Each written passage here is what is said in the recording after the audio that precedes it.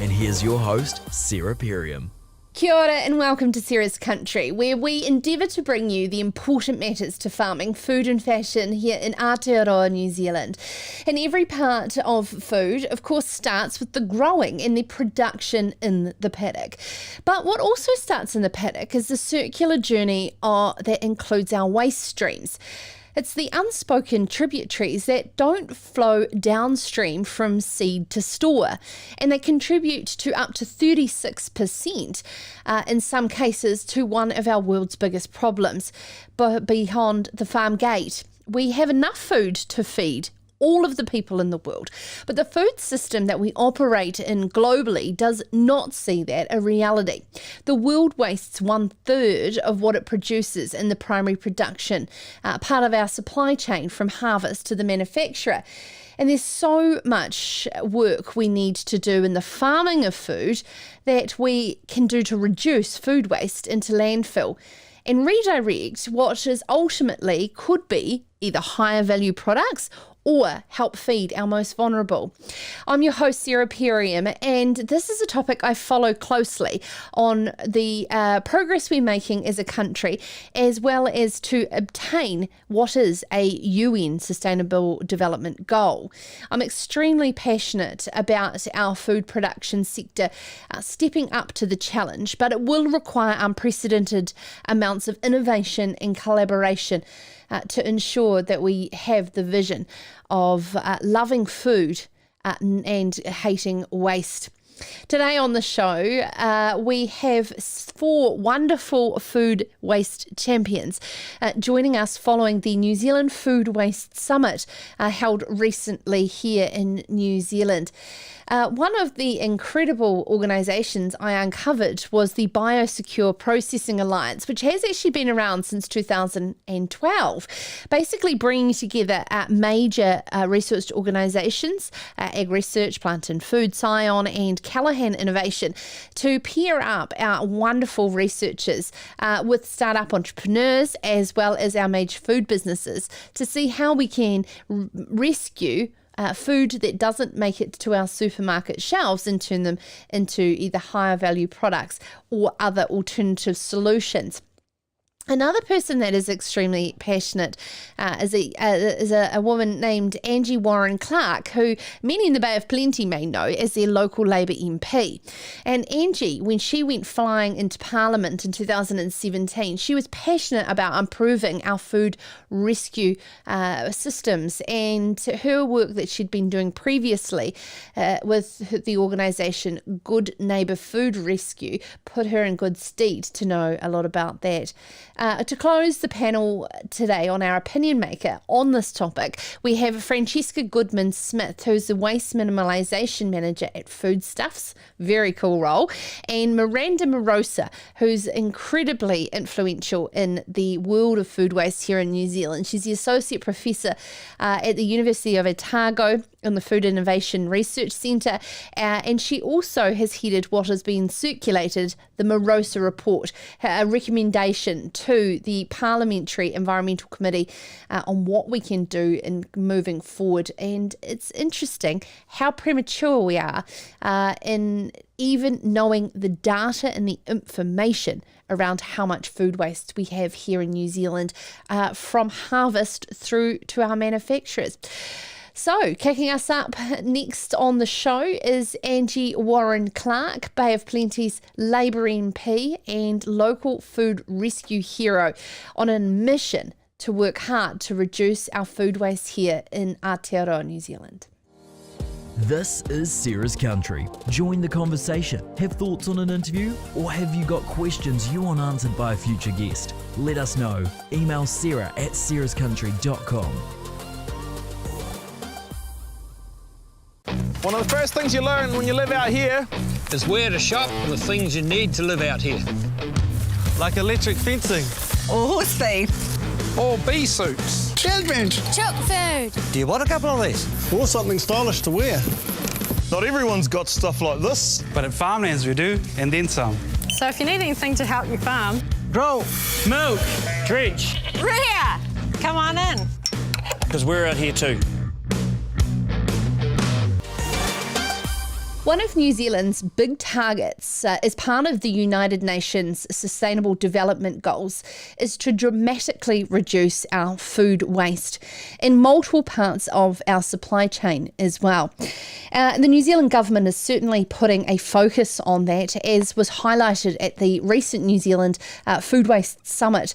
And the New Zealand government is looking to put some leadership in this area as well as focus as part of the Parliamentary's Environmental Committee focusing on how it could be part of our wider climate change goals just as much as feeding our most vulnerable. Speaking at the New Zealand Food Waste Summit was Bay of Plenty's Labour MP Angie Warren Clark, who's ran a local food rescue organisation known as Good Neighbour Food Rescue herself.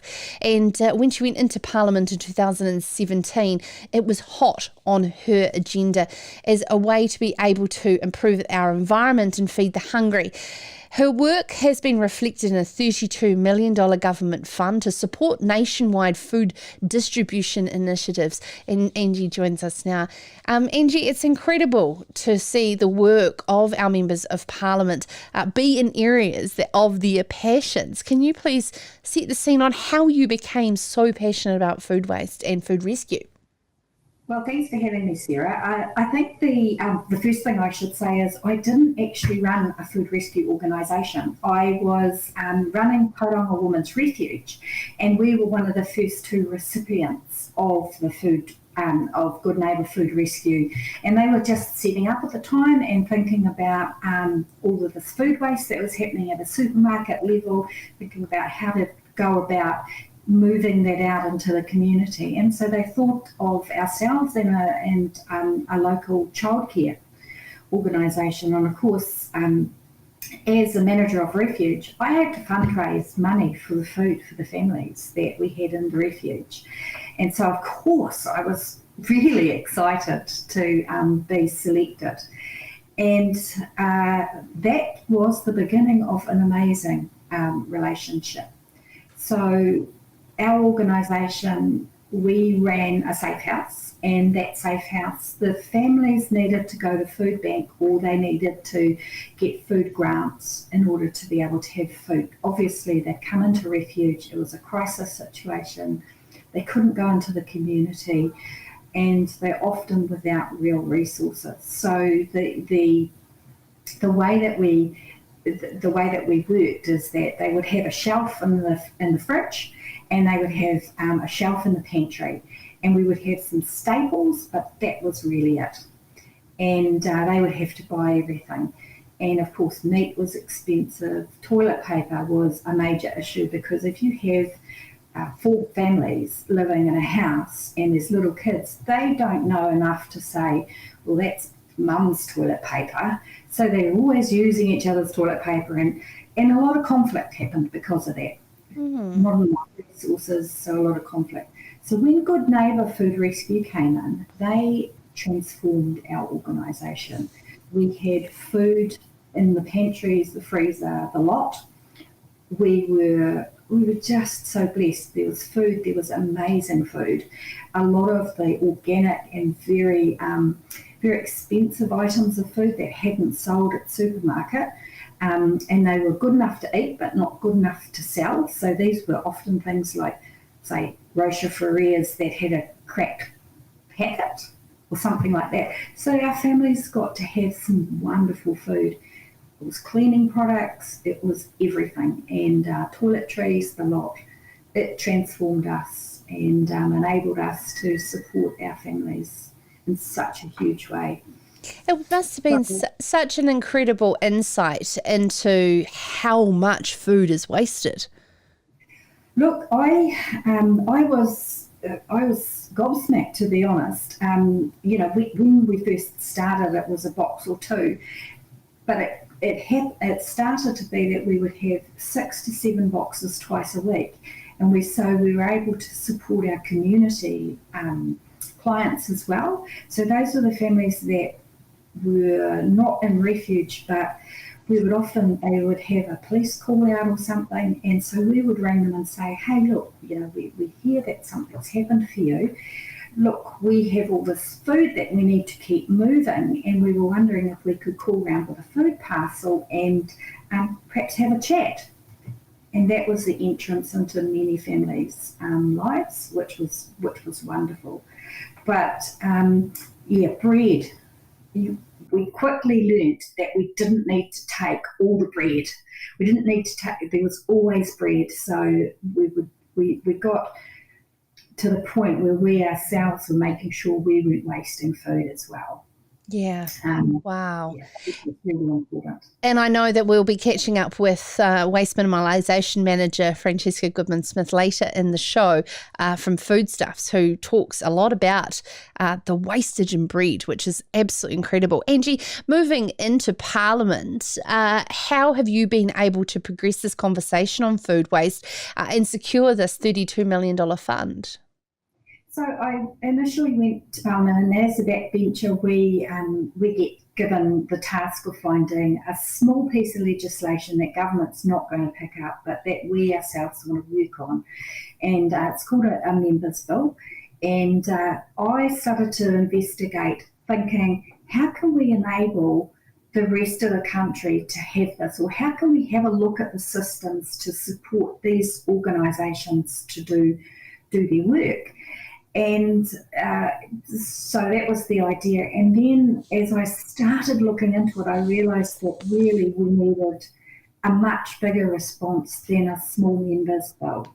And so, I instigated, I was very lucky, really supportive ministers, instigated a briefing into our select committee on food waste, fortunately able to get Miranda Mirosa to come and be our report writer, and we investigated the situation of food waste in this country, keeping in mind under the Sustainable Development Goals that we've got a goal of getting to, I think it's 50% food waste reduction by 2030.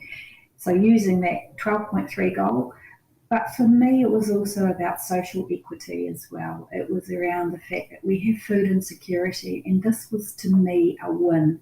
So bringing down methane, helping people who had food insecurity, and making sure that food just doesn't get wasted. So that's how it started. Fantastic. Congratulations on what you've achieved so far. And the New Zealand Food Waste Summit has just recently been held in the last month. It must have been very inspiring seeing the work that is going on and the initiatives that are happening, and they just need a helping hand. Yeah, so I guess from that briefing, timing was an amazing thing. We were working on a whole pile of legislation, so the food waste briefing got sort of put back and put back and put back, just as we had time to get to the final report. And so it was tabled in the House, and we asked for Cabinet to report back to us on it, and they reported back just before COVID hit. And so timing was an amazing thing. And at that point, they realised, when all of these families were in this situation of food insecurity, that we had a network. It wasn't a perfect network, but it was a network that could support and enable people to have food. And so it just grew from there. And that's when the budget bid of the 32 million got put in place, and that's under both the environment but also MSD. And then there was another piece of work under MPI, which was 7.5 million, and that 7.5 million went towards the setting up of the infrastructure and the purchasing, the great pork purchase of coke. Yeah. Which you could, we were in the trenches with that at the time, Angie, and, you could argue that should have never happened as well. But COVID has created intense awareness around our food systems and our supply chains as something that we all need to be interconnected with to be able to, nourish ourselves and our communities. Yeah. So it's, unfortunately, a bit of positive timing for the work that you're doing. You talked there around that $7 million fund in MPI. Is there also more integrated work happening between MSD, Ministry for Social Development, and the Ministry for Primary Industries to work on these waste streams that are happening, between harvest and the manufacturers, and being able to redirect this food to where it's needed? Yeah, I think basically it is the whole food system, right? It's right from the paddock right through. And so looking at where the opportunities are to make sure that we don't waste food and that food is picked just in time and that it goes out to the community. Some of the stuff around eating food that is not perfect, so that, for want of a better word, the ugly food movement, and also around how the supply chain works to move that food across the country. So making sure it gets there. So all of that work is there. Actually, it's the way that our government tries to work, but this is a particularly good example of how we've got different and competing ministries working on something and doing it really effectively and working together. So methane reduction, people aren't going hungry, and we're making sure the food gets grown in the way that we need to. That is exactly what we love to hear, a win-win all round. Angie, thank you so much for your time. Angie Warren Clark, my apologies, is there from an MP based in Bay of Plenty for the Labour Party, working very hard on reducing food waste here in Aotearoa, New Zealand. Now coming up after the break on our opinion maker that is particularly focused on this theme today, we're going to have the General Manager from Bioresource Processing Alliance, Angie Yallop, up next on what are some of the higher value turning waste into wealth opportunities for our primary producers. All that here next on Sarah's Country. This is Sarah's Country. Catch the latest on the matters that matter most wherever you are. Listen to Sarah's Country on Spotify, iHeartRadio, Apple or Google Podcasts. Try asking Alexa or Siri. Play Sarah's Country on podcast. Oh, nice boots. Yeah, thanks. They're new.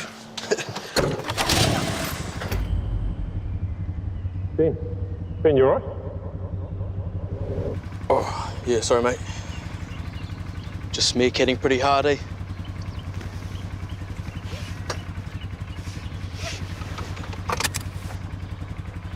Yeah, I just said to myself, Ben, work hard. You deserve new boots. Well, on this week's Sarah's Country Opinion Maker, we are touching on the massive problem that is food waste across our entire supply chain. Our primary sector exports over 80% of food produced here in New Zealand, but not everything makes it to the consumer, with a huge gap in the first step of our supply chain in primary production. So what work can we do to add value to those side and waste streams within our food produce? Well, there's an incredible alliance called the Bioresource Processing Alliance, which is a portal to combine world-class science and engineering capabilities and technical facilities of 4 of New Zealand's national research providers: Ag Research, Callaghan Innovation, Plant and Food Research and Scion, along with all New Zealand universities. The Alliance aims to expand New Zealand's export market opportunities through the creation of high-value products from what is currently low-value biological resources. And the resources that the BPA utilise are secondary byproducts from the primary industries. It's a pleasure to welcome to Sarah's Country Angie Yallop, who oversees the Bioresource Bioresources, Processing Alliance. My apologies. Thank you, Anna. I really appreciate you taking the time to be on the show. It was set up in 2012 with government funding. Can you give us a bit of background on how the Alliance was formed and the drivers and key people behind it at the time? Sure. So it was set up at a time when the government and some of those research organisations that you mentioned were really interested in collaborating more on research projects, because a lot of the times, traditionally, some of the research organisations were sort of always going for the same pot of money, if you like. So we were trying to pull something together that showed that the researchers in different organisations could work collaboratively together on projects and sort of pull together best teams for projects based on what companies needed. And it was also about stopping stuff from going to landfill or to really low value uses, and try and increase the export dollar and the value back to industry. So our goal at the time was to help generate another $100 million in export revenue for New Zealand back in 2012 when it was set up. And luckily in 2009 we were very lucky to get another $9 million in the budget to restart, because MB, who funds us, the Ministry of Business, Innovation and Employment, really liked the model that we ran with. So we were lucky with that. It's great, isn't it? It's about closing that loop and the circular economy and all of these key words, as well as reducing emissions.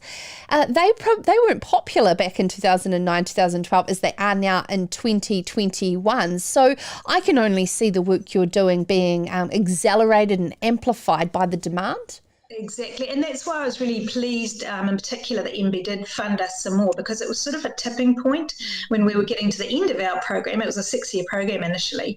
And I sort of thought, it's just really when companies are really starting to get into this, and it's too hard to let New Zealand companies just do it alone. So I was really pleased to see that the government stumped up some cash to carry on to support New Zealand companies to reduce emissions, that we look at more. Initially it was all about, sort of stuff going to landfill. But as it turned out, we found out that a lot of stuff actually doesn't go to landfill. It does go somewhere. It's just about increasing the value and saving costs for companies as well. And as a result of that means less emissions and environmental benefits. That's great. And this isn't just about pet food or the easy options. This is about high value, which needs some pretty high-tech research and scientific research at that. How do you go about pairing up our supply chain with our world-class researchers in those organisations? So sometimes there are companies who are already working with researchers and organisations, so they already have a relationship with the researchers and scientists, so they can kind of continue. The scientists and business development people in the organisations can kind of preempt what support they might need in various projects. But sometimes they just hear about us, or we present at various public forums, etc., and companies are sort of interested to hear about how they can use their byproducts, but not have to do it all on their own. So they're always kind of needing some support from anything from equipment to money. We fund the research to do it. We don't fund the companies, but the companies put in co-funding. But because it's byproducts, the biggest pressure, I think, is them having time to do these kind of projects. So that's the big key one for us. And also having the access to the equipment and the ideas, because a lot of companies will come to us and they have this raw material that they don't know what they can do with it. So we might start right at the beginning and say, these are the kind of things you can do based on what it's made up of, and give them a range of options, because companies aren't always wanting to go into a really high value nutraceutical, but they might just want to do a pouched product when they've been making like a raw, like a fruit, just selling fruit as it is. They might want to just go one step further into something that's quite advanced for them potentially, but it's on the road to going to higher value opportunities for them. It is crazy, and it just showcases that New Zealand is still so much in an ingredient and commodity headspace where we want to spend all of our energy on selling the raw apple and don't have the energy or appetite to invest in what could potentially be more value back to the grower. Well, it's not always the case. Like, there are plenty of instances when the product in its raw form is perfectly good and it sells for a premium. because of what it is. Increasingly, things like fish is actually getting sold whole rather than filleted, which sometimes has more value than actually filleting. So it's kind of it's not always the case that we're doing lower value things. But I think part of the challenge is that people are realising that the costs of getting rid of some of the byproducts has forced them to kind of look at, well, what else could we be doing with them? The product might not be good enough to export because it might look a bit funny or have, holes in it or stuff like that. So there is that push to try and save costs for companies, which I'm definitely a supporter of. And if that gets them on the path to higher value products as well as their core products, then that's a good outcome. Yeah, absolutely. And I know at the time when she was Minister in the Space Eugenie Sage, she was wanting to bring in, a rubbish tax and getting rid of waste. And so therefore turning that into an initiative is fantastic. The other thing too is what work is the Alliance doing in pairing up incredible sort of entrepreneurs and that want to go, and startups that want to go down that track, and because they're the ones with the hunger to see this through. Yeah, there's we do support some of those smaller companies for sure, and it's usually the things that they don't have the equipment in-house to start something, but they've got the idea.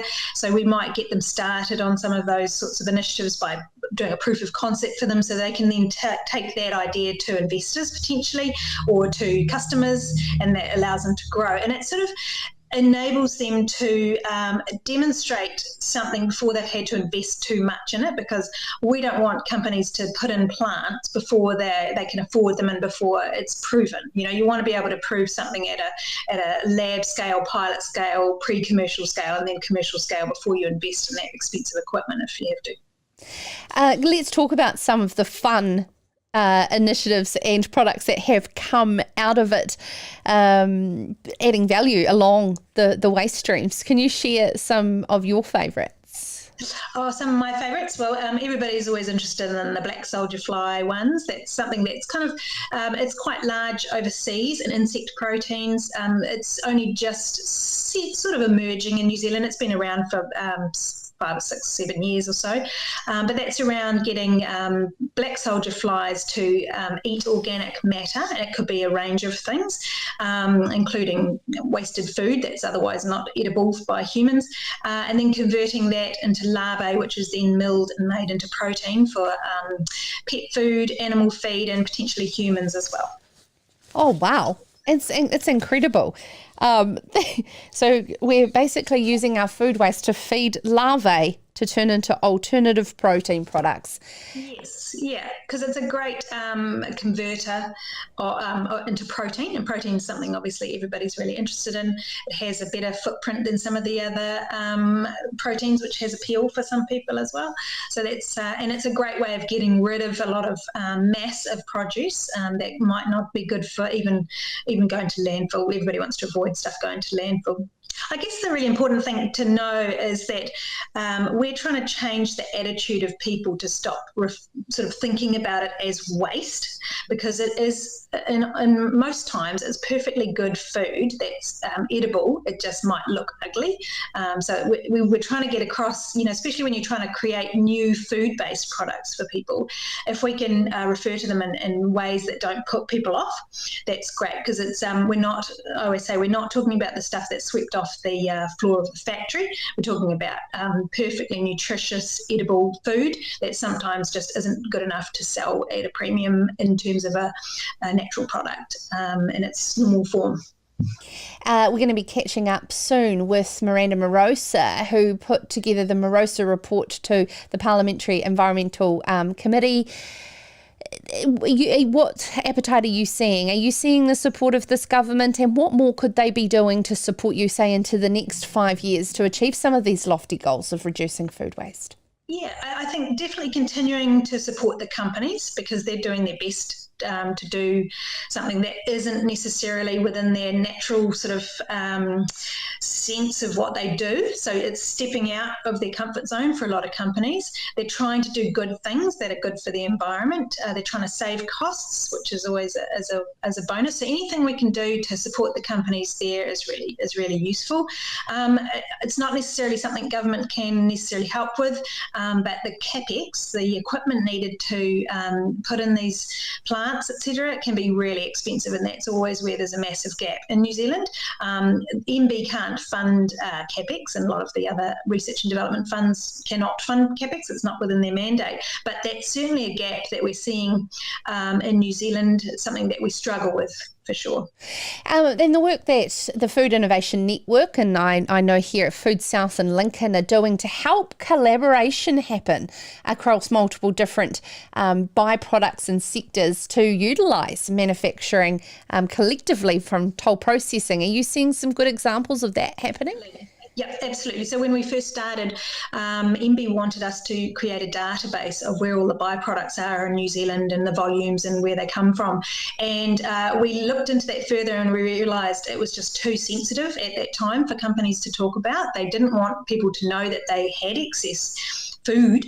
They didn't want people to know what they did with them sometimes. It was very sensitive.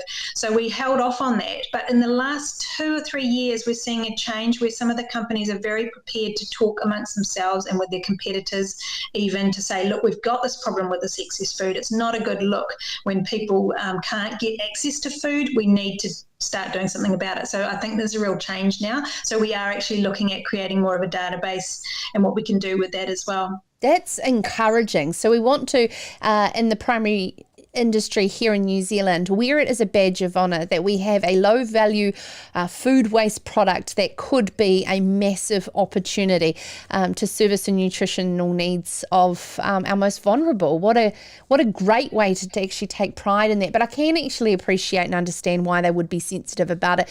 It's incredible. All it takes is a movement, and well done, Anna, in the Alliance, to be able to stick with it when you knew the tipping point was coming. Thank you very, very much for your time, Anna Yallop, there from the Bioresource Processing Alliance. And please reach out to them if you've heard anything that's inspired you along the way where your organisation could help contribute, because we have some lofty goals to reduce our food loss. And 20 to 36% of food loss is in that first stage of the supply chain and can be redirected into some side streams, which could be some very New Zealand's most, next inspirational products. Now, up next, as I alluded, Associate Professor at the University of Otago, Miranda Mirosa, is behind a report that has outlined a lot of suggestions of how New Zealand can get on top of this problem. She's the Director of Food Waste Innovation and is joined by Francesca Goodman-Smith, who is a Waste Minimisation Officer at Foodstuffs New Zealand. They're going to join me on a panel discussion with their wealth of knowledge to talk over those fundamentals of what they are seeing and how we can help as an industry to this solution. All that up next here on Sarah's Country. This is Sarah's Country. Join the conversation. Have thoughts on an interview? Or have you got questions you want answered by a future guest? Let us know. Email sarah@sarahscountry.com.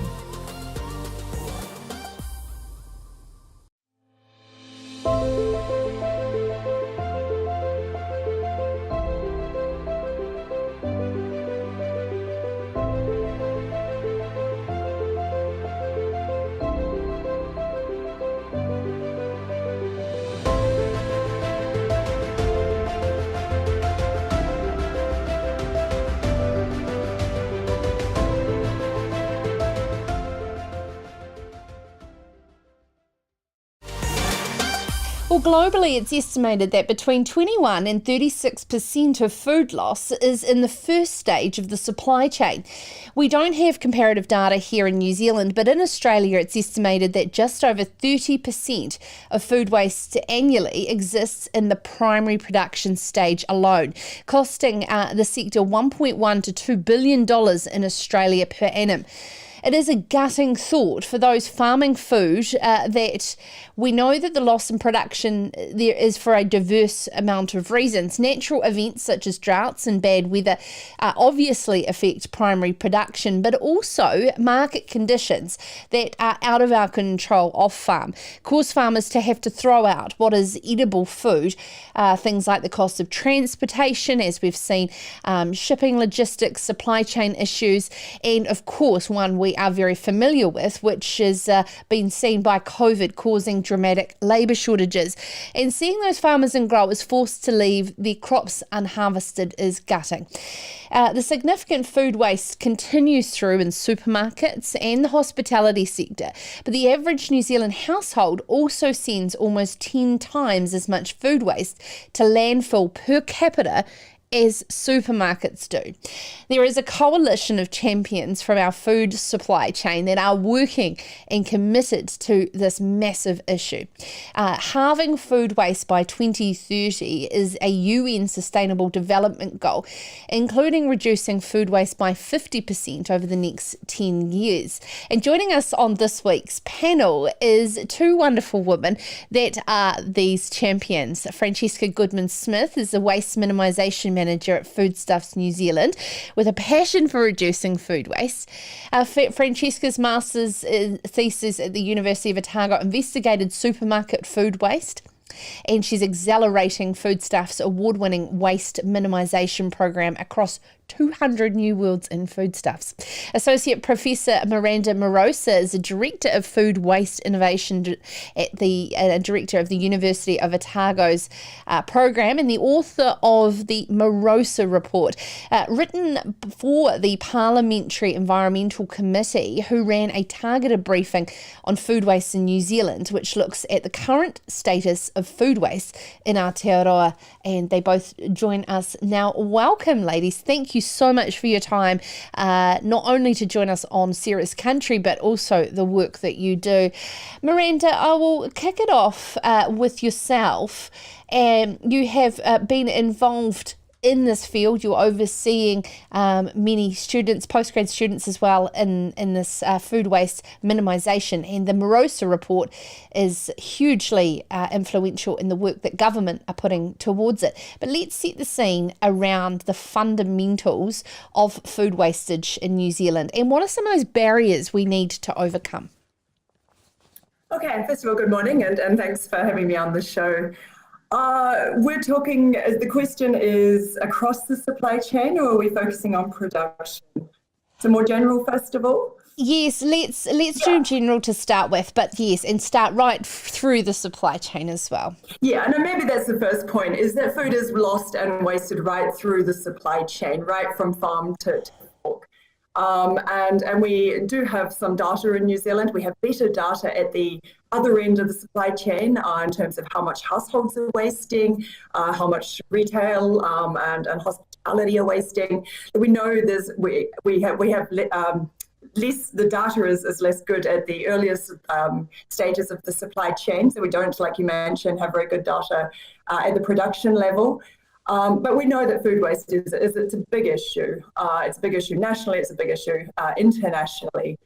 It's a big issue in terms of the economic cost of the food that is being lost and wasted. It's a big issue in the fact that we have hungry people, yet we're throwing away so much food. And also it has a really big environmental toll as well. So when we send food to landfill, it produces methane, which of course is a greenhouse gas, which is contributing to global warming and so forth. So there's lots of reasons for reducing food loss and waste right through that supply chain. And because it's because it's wasted right through the supply chain, it means that it's essentially everybody's business. Everybody has a role to play in addressing food loss waste reduction. Which in big business, us as individual consumers, what we're doing inside our own homes, farmers on farm, everybody has a role to play. And one of those roles is the supermarkets that Francesca Goodman-Smith spends her time deep inside, reducing waste minimisation at Foodstuffs. Francesca, it's what what are some of those fundamentals that you have seen that we really need to focus on and address? Hi, Sarah, thanks so much for having me today as well. So yes, at a supermarket level, there isn't a huge amount of food waste generated at that part of the supply chain, but I think the really key thing to keep in mind is that supermarkets are sort of gatekeepers to food waste up and down the food supply chain. You know, they sort of set the rules for what comes into the stores and is then sold to consumers, and then they pass that food on to consumers, and it's their responsibility to make sure that food is as fresh as possible, so that it can last when it gets to the consumer's cupboard and pantry, and they're not having to waste it at their end.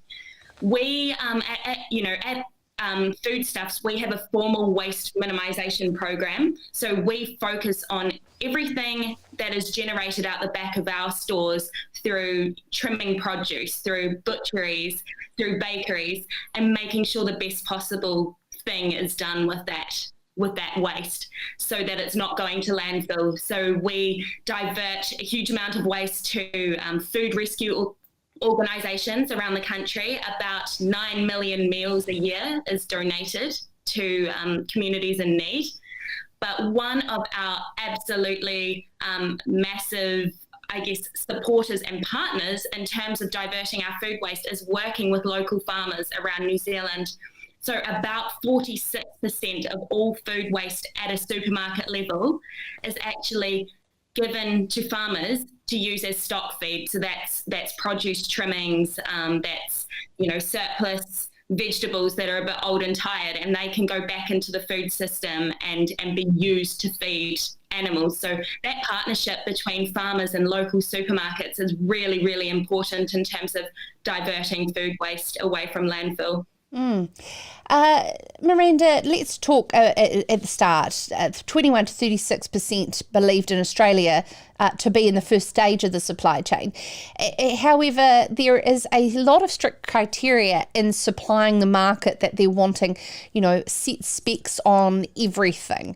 How do you work with the likes of Francesca to really tidy up that very first low-hanging fruit, so to speak, of the food waste chain? We haven't really done anything in that space yet. We've seen some big movements in Europe around relaxation of standards, but that's yet, I think, a conversation to be had here.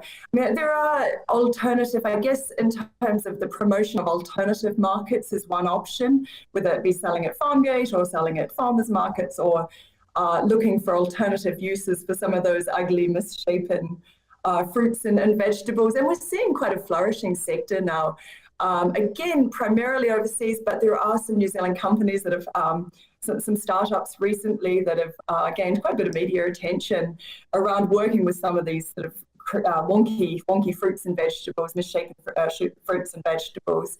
I think it's a push and a pull, right? We need to both have the push of these from the production, from the producers, and sort of the push of these markets, but we also need the pull to come from the consumers. So a lot of it, I guess, is around education, and I guess that's where we come in. I'm primarily a consumer behaviour researcher, so we're trying to work with people to educate them in terms of understanding that these foods are good and they're nutritious and they're tasty and perfectly, absolutely edible.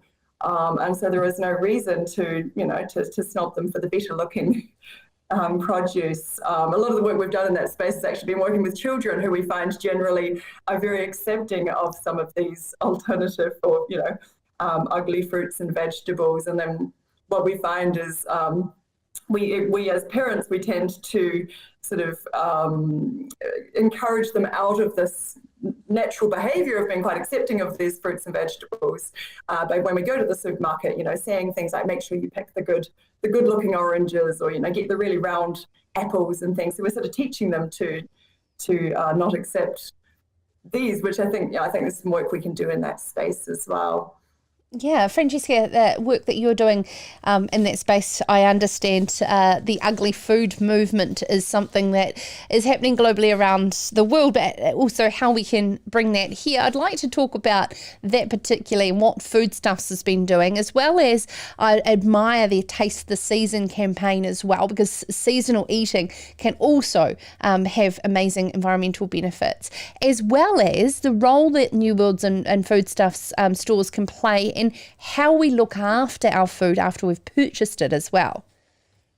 Yes, absolutely. I think there's a huge role as, supermarkets are such a focal point of communities, and, everybody is sort of coming in and out of supermarkets, once a week or more than once a week, and bringing their families along. And it's a really effective place to kind of share messaging and share advice and tips and things. And, around that food storage point that you touched on, we ran a consumer campaign a couple of years ago, talking about, loving your leftovers and saving things and storing it appropriately, or, making your carrots last longer by storing them in a sealed Ziploc bag or container with a paper towel in it. It makes them last about 10 times longer. The research that went behind that project was actually done at the University of Otago in conjunction with Wastemans, who run the Love Food Hate Waste campaign, which is a really effective consumer-facing campaign to, tell people food waste is an issue, but everybody has the opportunity to do something about it. And it's not that difficult. There's just a few simple tips, shopping with a list and buying seasonally, like you said, and storing your food properly. All of those things can make a huge difference in terms of reducing food waste at a household level. So I think the supermarkets, they really do have that responsibility to their customers to help them on that journey. In terms of, ugly fruits and vegetables, I think Miranda just hit the nail on the head there. We need that consumer demand. So supermarkets will follow consumer trends. So they'll say, our customers want this. We want to provide it to them because they're customer driven. It's all about the customer needs and providing solutions for that. So I think, if there's a way that we can demonstrate that consumers do want these different, wonky vegetables and things, there would be that follow through. You'd start to see them on the supermarket shelves. And I think the main barrier to that is really we haven't quite figured out how to pitch it to consumers in the most effective way. So everybody will be motivated by different things. One person might be motivated that this actually means that farmers can, have a bigger yield and not be losing so much of their crop each year. So that's what motivates them. Someone else might say, I can probably get that product for a little bit cheaper. So that's what motivates me. And then somebody else might think, this is preventing food waste and contributing to, reducing climate change and greenhouse gas emissions. So that's what motivates me. So I think it's about putting all of those messages out there so that people can latch onto the part that really resonates with them. Yeah, absolutely. And it was great this morning to see Al Brown on the AM show focusing with the campaign Everybody Eats and what they're doing in the hospitality sector. So everybody, as Miranda says, has a role to play in this entire supply chain, right through to our households as well. Miranda, I'm blown away with the work that your postgraduate students are doing and the projects that you have going on at the University of Otago in your department. Could you share with us some of the examples of the great work that's going on? Yeah, sure. So we have a research theme, like you mentioned in the introduction, food waste innovations, and we have approximately 30 or so researchers sort of as part of this theme. And we've got three key sub-themes. So one is around metrics and management. So really trying to get a better sense of the data, of the numbers. What is being wasted, how much, where, and what the impact of that waste is. We have a theme looking at technical innovations. So this is where there is a waste stream. What can we do to either to reduce that or to do something with it? And that's where some of the work that we've started just to talk about now in terms of upcycling foods, so taking foods that would have otherwise been wasted and turning them into sort of a value add or upcycled food that comes in. And then the third theme is around social innovations, and that's all around behaviour change right through from, again, everybody, farmers right through to consumers. And so we've got lots of students across all of those themes looking at all sorts of cool projects. So it's great. We've been talking about food waste, thinking about food waste for a number of years, but I really feel like it's sort of really come onto the agenda just in recent times. And I guess the research agenda, as well as a national agenda, a political agenda, it's absolutely on the sort of business agenda. Everybody's thinking food waste, which is great. It's a really winnable issue. It's an easier issue to tackle than some of those other big, gnarly, wicked issues, I think, that are out there. So we're seeing everybody come on board. Well, it certainly is when it's a tangible item, isn't it? You know, reducing an emission that you can't see becomes a very hard concept. But when you can physically the person throwing the food away, it's a tangible evidence. And we all eat, don't we? 3 times a day, most of us, at least. So a very easy way to tackle climate change, like you said, a tangible way that some of us can do something. Yeah, I'd like to touch on some of your personal experience, Francesca, officially doing some dumpster diving and actually being, in the thick of it, seeing this on the ground. What are some of those most upsetting scenes you've seen that you think we could avoid so easily? Absolutely. I think there's a, food is wasted, like Miranda said, and like you said earlier, for a variety of reasons. It could be a weather bomb. It can be things like mislabeling on packaging. But the thing is, there are solutions. There are other places that food can go. And I might just flip it around and say, some of the really exciting things that I'm seeing is companies coming through and actually saying, that's a waste stream that's going to a low value use, but it actually has value. And we can turn that into something really exciting. So one of the research projects that we've been doing in conjunction with University of Otago is actually looking at a product called Upcycled Beer by a company called Citizen. So they rescue surplus bread from supermarkets and they turn that into upcycled beer. So, a craft beer product, and it tastes fantastic. It's got all the same sort of criteria that you'd think of when you're looking for a normal craft beer, but they're incorporating surplus bread to help reduce bread, because that's the number one wasted food product in New Zealand. So there's sort of exciting things, you see a big problem, which is surplus bread. There's too much bread being produced even to go to food rescue organisations, but then you see creative, innovative companies coming through who are saying, I can do something with that and create value out of it. And there's huge opportunities with food upcycling, especially at a on-farm level, to really divert some of those side streams and surplus and waste streams to turn them into exciting products. I understand you've got Anna Yallop from the Bioresource Processing Alliance talking today as well, and she can share some really practical examples of how farmers have actually turned some of their side streams and waste streams into valuable products that consumers want and food manufacturers want. Yeah, congratulations. Thank you very much for highlighting. It's an interesting one around bread too. And do you think it's possible, Francesca, I'll just stay with you, to be able to present bread in frozen options within the supermarket as well, so that we don't have to have as much fresh sitting on there? When I saw that bread is one of our biggest... Idea. I hadn't really thought about that before. Yeah, well, that's a fantastic idea. If you're a rural mother, you're used to buying 4 loaves and 3 of them going straight in the freezer. So to us, it's quite not a unique concept. But it's the way that we present our food for how we should encourage it to be stored as well. So yeah, lots of ideas, and it's going to continue on as well. Francesca, the really big tangible thing in the middle of this, and how cool to have your name on it, is the Mirosa Mirosa report that you presented to the Parliamentary Environmental Committee around this massive, and it's so detailed and it goes right through the entire supply chain.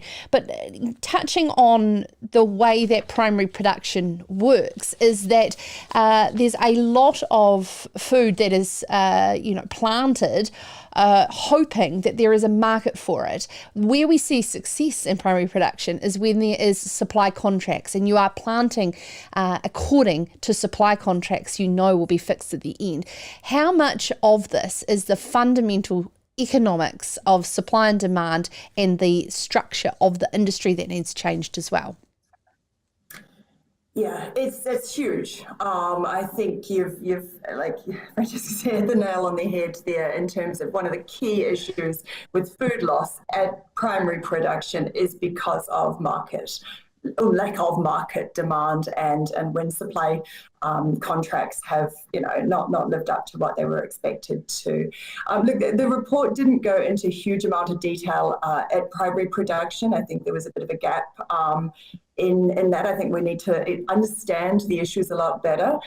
You mentioned before lack of data, but we also a lack of understanding of some of the issues.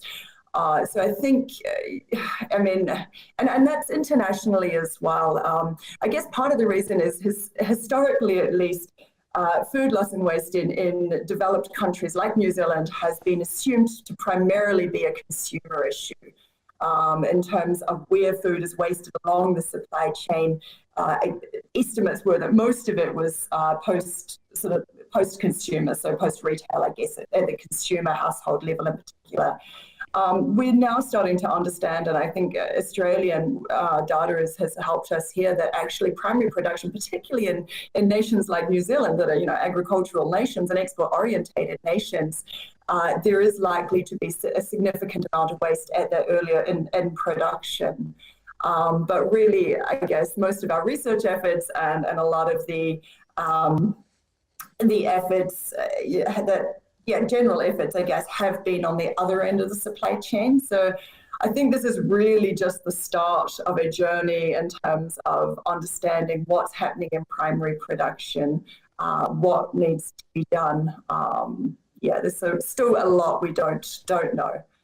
And Francesca, no, you did. You certainly did, because I think that there is, like you pointed out, a gaping hole. And the work that coalitions, your food innovation, we can't just leave this up to you. In the primary sector here in New Zealand, we all collectively need to help you measure and monitor and find that data for you. So I issue a challenge to our industry organisations, to our suppliers, to start to help collaborate the information on how much they're potentially, it's eye-watering what's happened in our horticulture sector in 2021 due to labour shortages. But if we can actually calculate that, we can continue to support, and as you said, everyone's involved in this. Francesca, on that point around the struggles it must take, the logistics of the team at Foodstuffs to match up supply and demand, but also to do that responsibly as well is a really hard job. Yeah, absolutely. And I think it's down to the relationships, really. It's down to how open and honest the buyers and the food suppliers can be to actually talk about, can we work together to make sure that this is a win-win situation, that we've got enough food to stock on the supermarket shelves and you're not being left out of pocket. So that there's a big it's all about talking with each other, but I think at taking it back another level, there's a really amazing initiative happening in Timaru, which I heard about at the Food Waste Summit. So it's called Venture Timaru, and they're bringing together businesses all around the region because they've got such a hub for agriculture and horticulture and food manufacturing. And they're starting to talk and share ideas and saying, if you've got this surplus waste stream here, maybe we can take it over here and do something with it. So I think the whole thing is actually about talking and listening and learning, and farmers being able to say, you know, these are our real issues. These are the real challenges that we're facing, and we don't have necessarily solutions for within our own business. But if we can, you know, work with somebody else, then we can bring those solutions together. And I think, you know, then the supermarket's role is saying, look, we have this door to customers, and we need to start educating them and talking to them about, you know, these different products and these different ways of reducing food waste and supporting our local businesses in New Zealand to be successful and drive that momentum and that demand and that change at that level. To summarise to both of you, what do you both need support with and would like the primary sector to come forward and help with collaboration of this massive issue? Miranda? I know this is really boring, but data. We do need, you know, I guess we talk often about a three-pronged approach to addressing food waste. One is setting an ambitious target. The second is measuring data. Without knowing the size of the issue and where the issue is, it's really difficult to then act in a strategic manner. And then so it's target, measure, and act. So we do, and they don't have to be necessarily in that order. A lack of data is not a reason to not act now.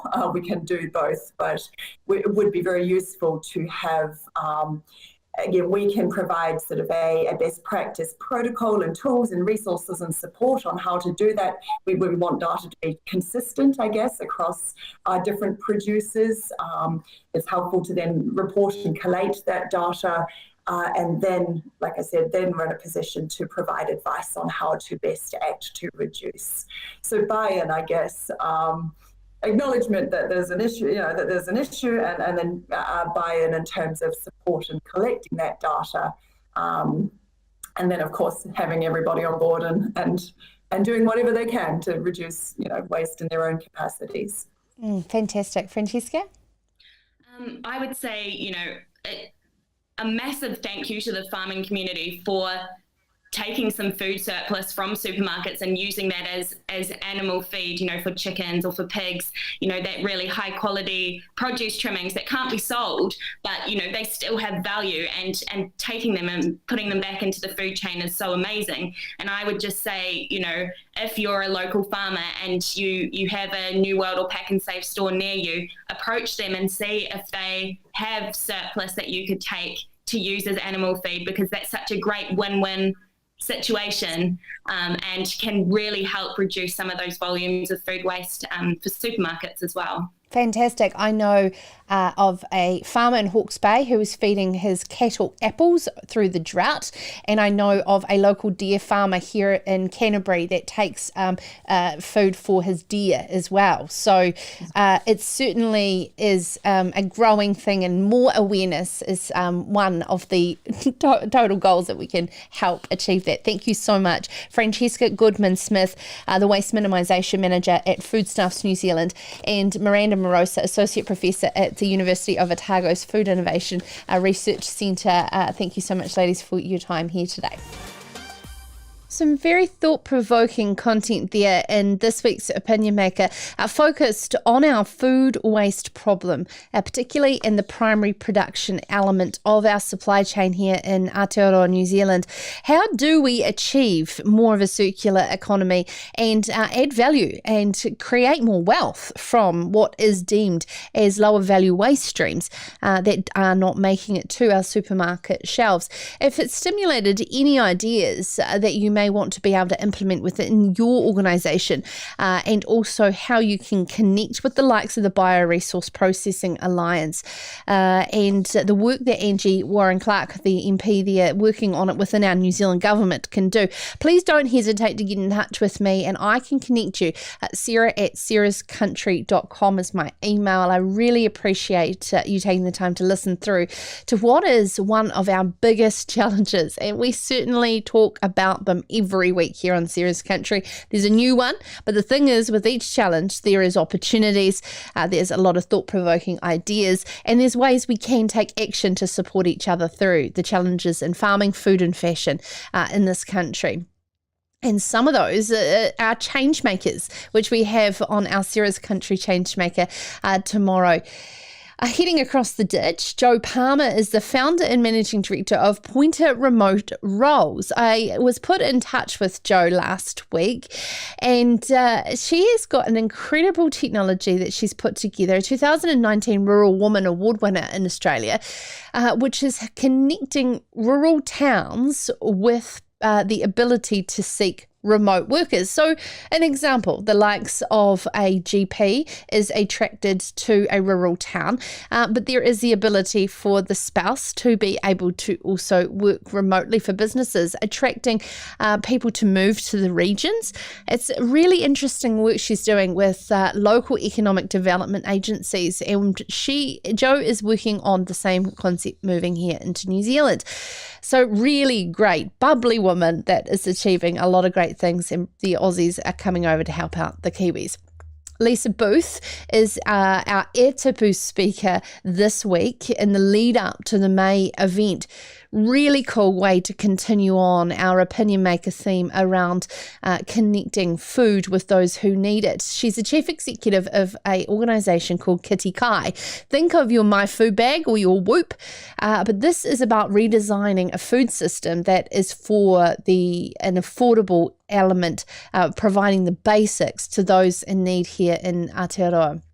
Also, Russell Hield isn't the owner of Brow Dairies, and he is going to join us to talk about how to reduce vet costs by nearly 60%. He's also going to highlight the work that the organisation Calm the Farm are doing and the flow-on effects of some regenerative practices on their dairy farm. Hugh Ridford is also going to join us from Elands, New Zealand. An interesting press release I came across of a 90-year riparian native forestry scheme in Gisborne. Think riparian planting, but native trees and native forest strips that also have a economic benefit with manuka and kanuka and working together with our aperists. All that in our Changemaker this week here on Sarah's Country, live from 7 p.m. on Wednesday, and of course on podcast. In the meantime, take care of yourself and your loved ones. Ka kite anō.